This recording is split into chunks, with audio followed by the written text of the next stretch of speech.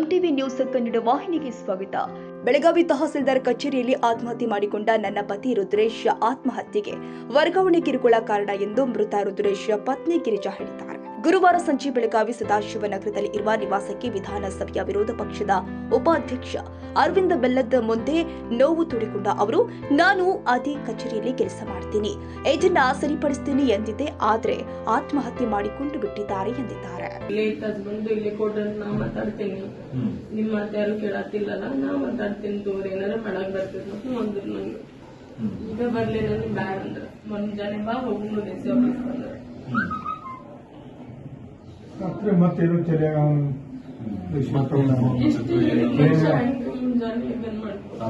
ರಾತ್ರಿ ಏನಾದ್ರು ಪ್ರೆಷರ್ ಆಗಿತ್ತು,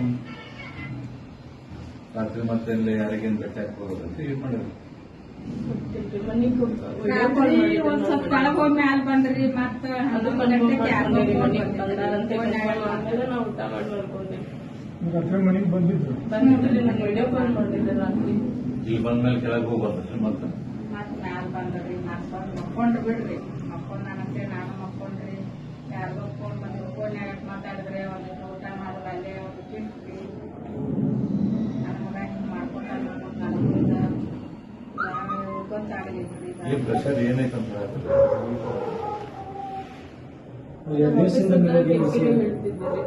ಆಫೀಸ್ದನೋ ಇದಾಗತ್ತೈತೆ ನಾವು ಕಷ್ಟ ಆಗ್ತದೆ. ಆಫೀಸ್ ಬೇಡ, ನೀವು ಇಬ್ರು ಬೇರೆ ಕಡೆನೂ ಹೋಗುನು ಅಂತ ಹೇಳಿದ್ದಾರೆ.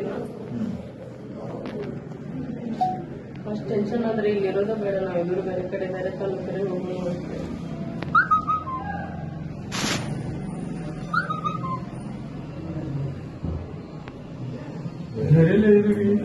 ನೋಡೋದು ನಮ್ಗೆ ಸಾಧ್ಯ ಅವ್ರಿಗೇನು ತರಕ್ ಆಗುದಿಲ್ಲ.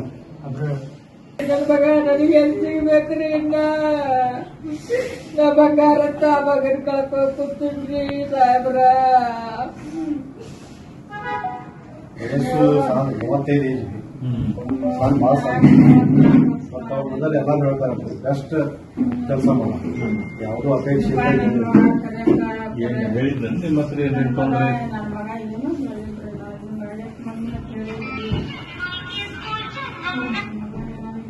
ಮಾಡ್ಕೊಟ್ಟ ನಮ್ಮವ್ವ ಈಗೇನು ಹೇಳ್ತಿದ್ರಿ, ನಮ್ಗೆ ಡೆಲಿವರಿ ಮಾಡಿ ಐಟಮ್ಸ್ ಮಾಡ್ಕೊತಿದ್ರಿ.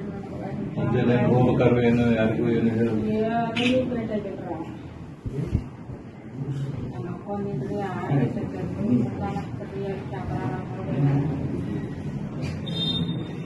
ರಾತ್ರಿ ಏನು ಊಟ ಮಾಡಿದ್ರು.